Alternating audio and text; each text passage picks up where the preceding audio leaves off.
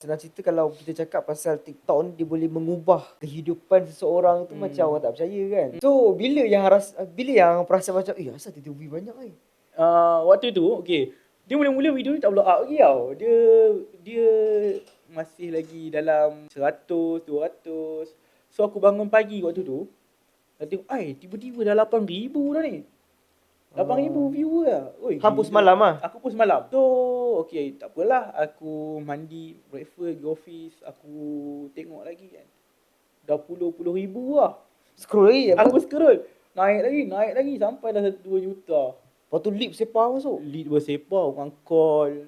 Tak terlayan lah waktu tu. Waktu mula-mula tu 1,000 je. Okay, kalau boleh tahu sekarang berapa follower dekat TikTok?